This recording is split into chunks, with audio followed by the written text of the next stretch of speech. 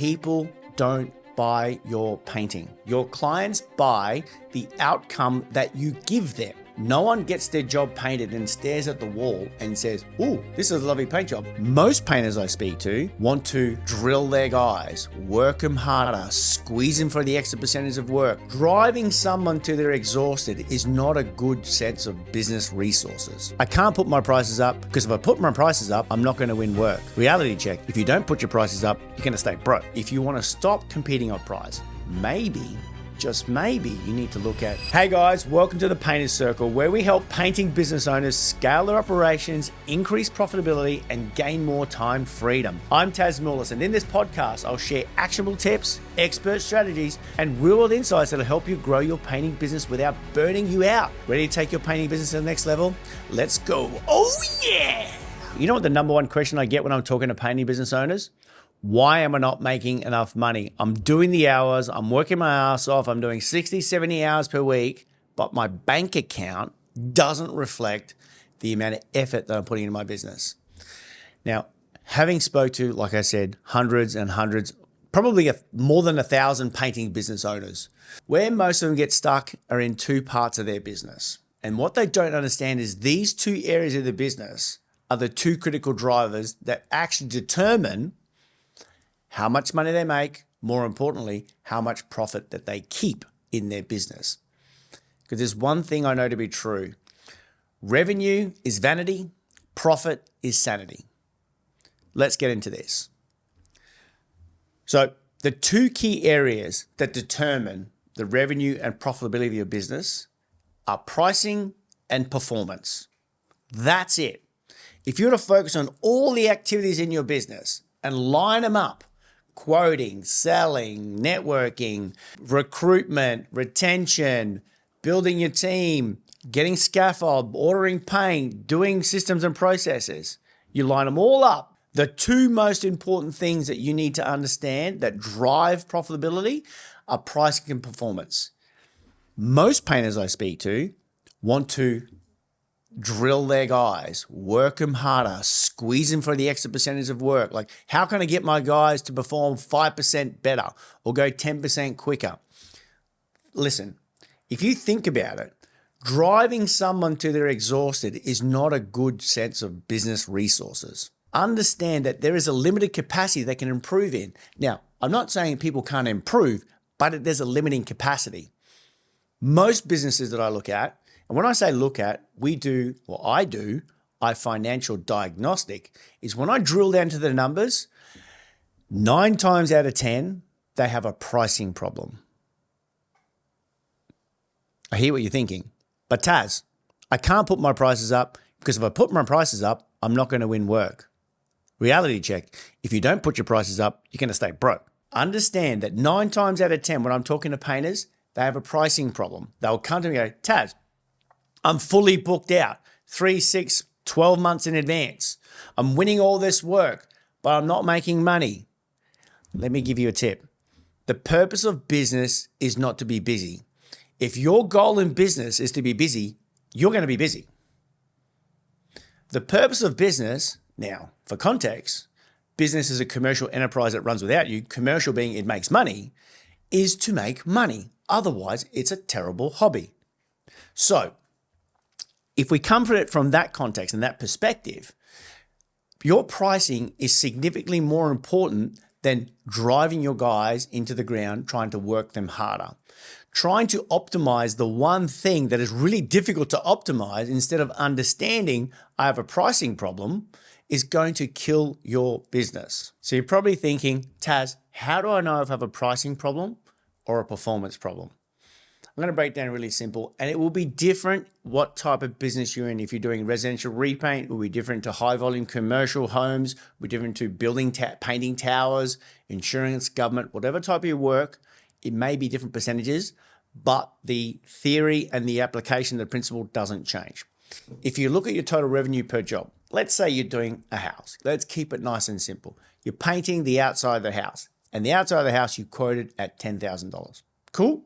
Got it. Against that price of the house or that quote of the house is going to be some labor. So let's estimate that you've put $5,000 worth of labor, which is 50%. Another way of saying that is 50% of this job is labor. Then you can have material. Obviously, material is paint. And let's say it's 10%, which means you spent $5,000 and $1,000 on labor and material and you're left with $4,000. That $4,000 is your gross profit. Doesn't include your overheads, is your gross profit. So right now, these metrics are showing you that your labor to revenue on that project is 50%. We don't know if it's good or bad. We're going to go deeper. So we want to understand, if we're in residential repaint, if our labor to revenue ratio is above 50%, one of two things is happening. I have a performance problem. My guys aren't hitting target. That is, I've allowed $5,000, we spent $6,000, not good. Or, like I said, 9 times out of 10, the job was probably a $12,000 job. You have a pricing problem. I'm saying this from experience. You might be one of the ones that it wasn't a pricing problem and you have a performance problem. But I've yet to meet a painting business owner that they didn't work hard. So if you're telling me you didn't work hard on that job, I find that hard to believe. That is why 9 times out of 10 is not necessarily the performance of the team, because the painting business owner, being you, are in control of that team, is a pricing problem.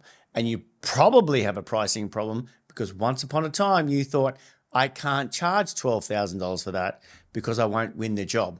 Completely different problem. So if we can accept that 9 times out of 10, most painting business owners have a problem with pricing what they're worth, then we have to move up the chain. We have to start identifying, why is it that I'm losing a lot of jobs? Because I have a pricing problem. And the pricing problem is it's putting me back into a position where I'm not making money. Just quickly, guys, if you're a painting business owner and you're overworked, overwhelmed, and underpaid, we can help. Hit the link below in the show notes to learn more. Now back to the episode. This is going to sound potentially a little bit woo-woo. And my intention is not to be woo, but I want to tell you the absolute truth of why you're getting stuck in pricing and getting stuck in a price trap. It is because of what you believe to be true about what you're worth.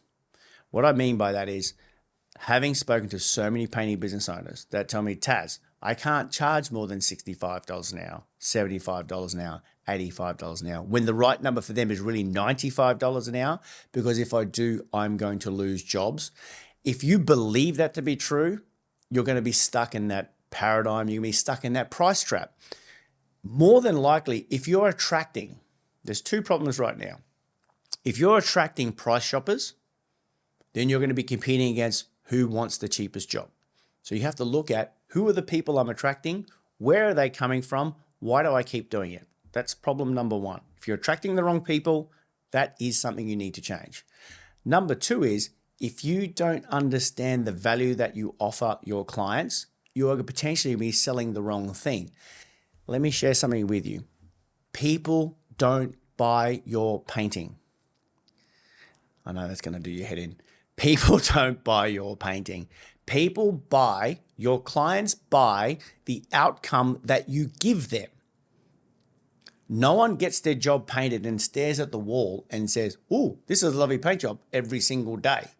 Think about it. When they rang you up, when they filled in the form on your website, when they contacted you through social and said, "Hey, Tas," or "Hey, Mr. Painter, can I please get a quote?" There's an outcome that they want. They either are buying somewhere and moving in, they're selling and moving out, they're renovating, they've got an event coming up, they're remodeling, they want to improve the value of their property.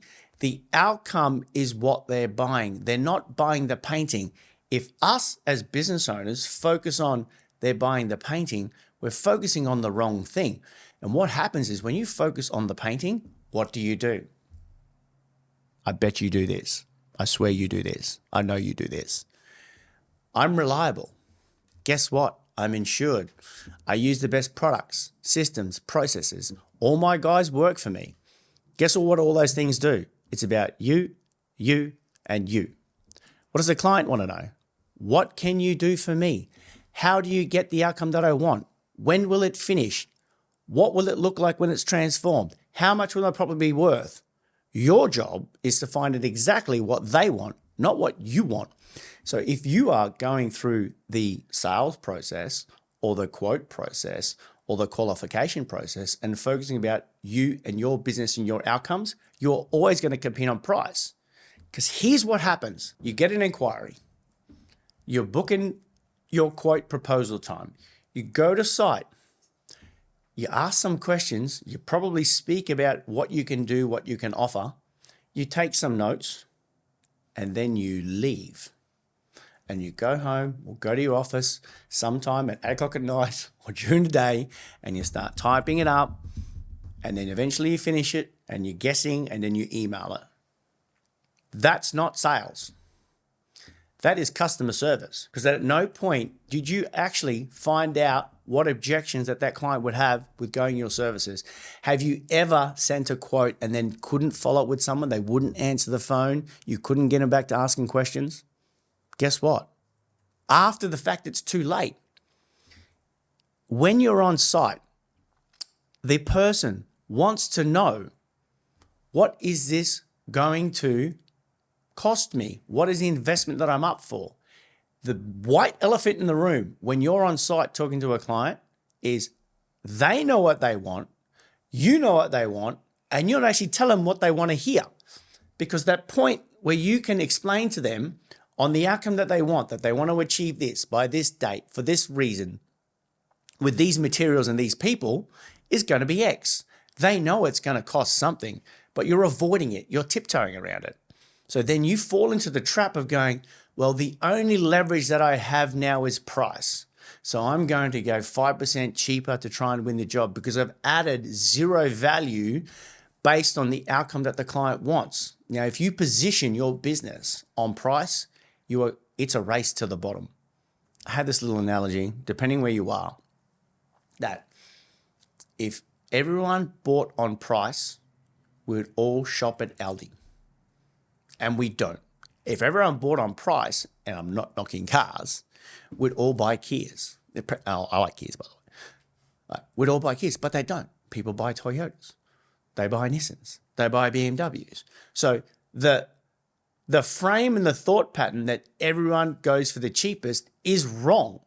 Everybody buys on value, on the outcome that they want. So your job, if you want to stop competing on price and stop having these conversations around, I'm always losing on price, I can't put my prices up, maybe, just maybe, you need to look at you and what you're doing. Am I giving the client the outcome that they want, or am I giving the client the outcome that I want? Am I focusing on me and the pricing versus them and the value? If you focus on the outcome that you want, you are going to position everything on price. That is why if you focus on being the better painter and trying to optimize going faster, you have incremental increases in productivity and ultimately profitability.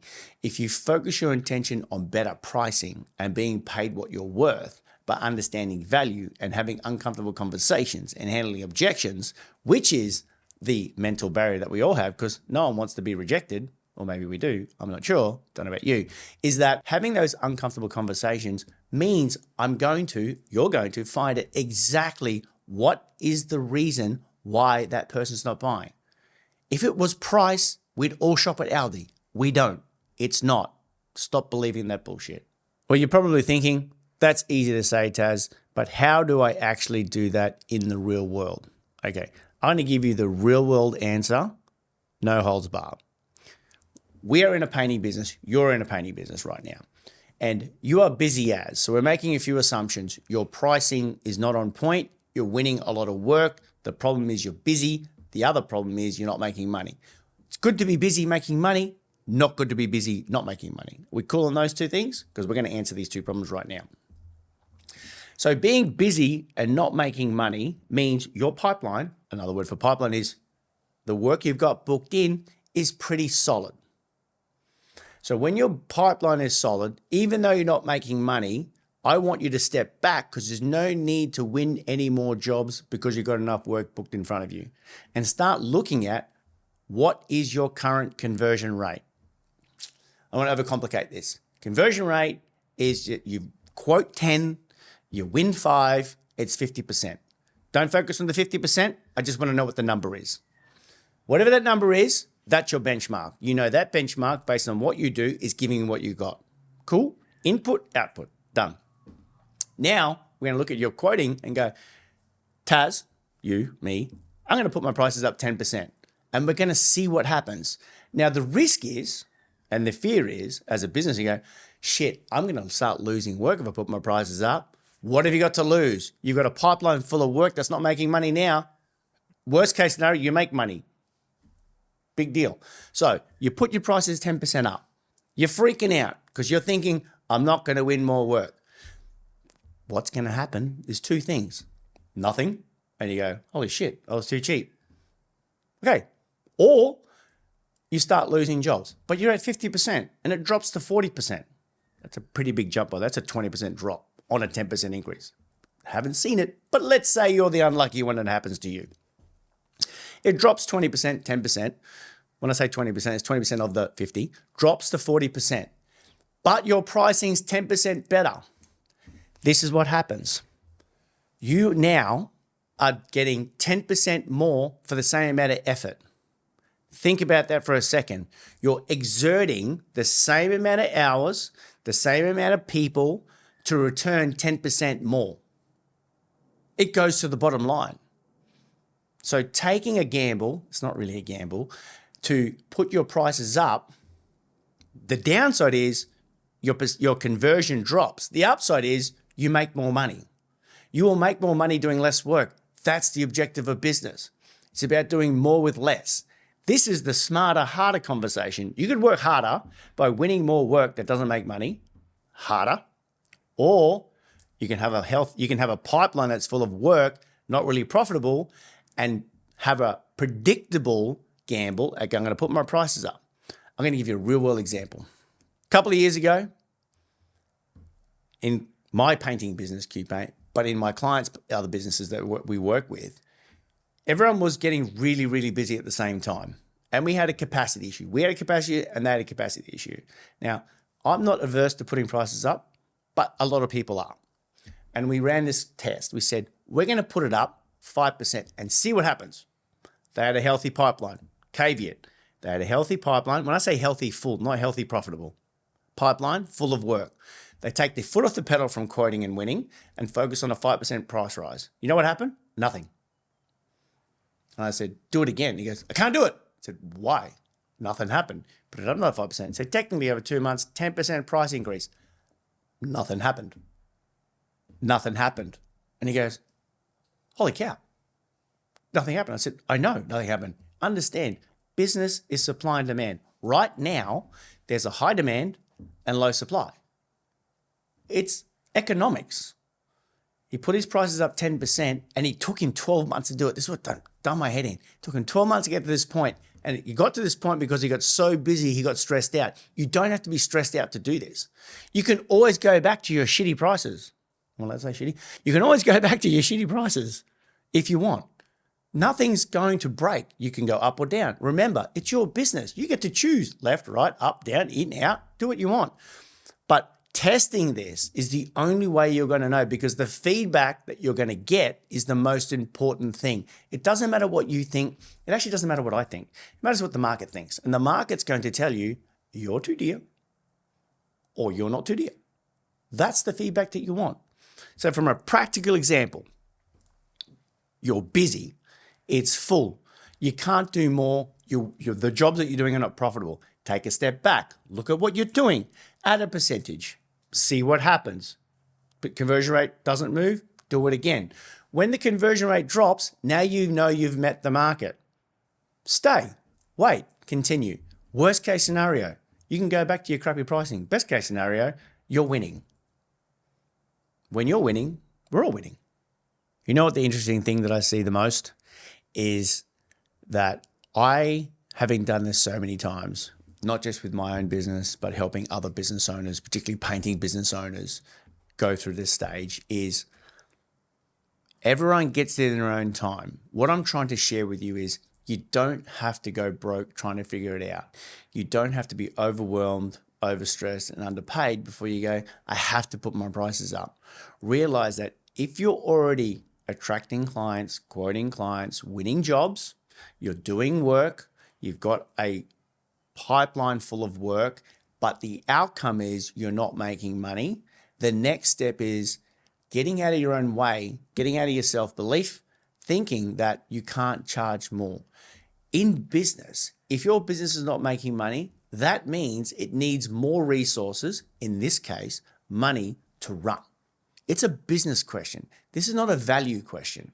So you have to understand that you have overheads, you have expenses, you have to pay yourself. Do you know how many painting business owners that I speak to that actually pay themselves less per hour than the team that they have working for them? Because they feel like as business owners, it's their job to work for free. Then it's not a business. Your business needs to pay its own way. So it needs to be its own entity. It has life, it has blood, it has oxygen. The oxygen is income and profits. So you need to be charging what the business is worth. So getting out of our own way and understanding you don't have to go broke to move forward. Healthy pipeline of full work, consistent clients coming in with a consistent conversion rate. Have a crack at putting your prices up. You can always correct. Remember, there's two parts of this equation. The output is what you're getting. Very easy to measure. I'm getting this result. I'm making money or I'm not making money. I've got my time. I don't have my time. I have control. I don't have control. Okay? That's the outcome. The input is the things that you're putting in. So if you keep feeding the business low prices, too much busyness, not making money, the outcome will keep going the same. So I just want you to start thinking, let's not overcomplicate this. If you keep doing the same thing and expecting a different result, that is a definition of insanity. So let's change the game. Let's start thinking proactively. Let's start understanding your ability, and 9 times out of 10, your roadblocks is around pricing. So let's fix pricing. Stay cool, be well, and as usual, see you in 2 episodes. Bye. Hey guys, if you got value from today's episode, make sure to subscribe so you never miss expert tips. If you want some support, check out the link in the show notes and see how we can help you. Don't forget to follow us on socials @PainterCoach. Stay cool, be well, and as usual, see you in 2 episodes. Bye.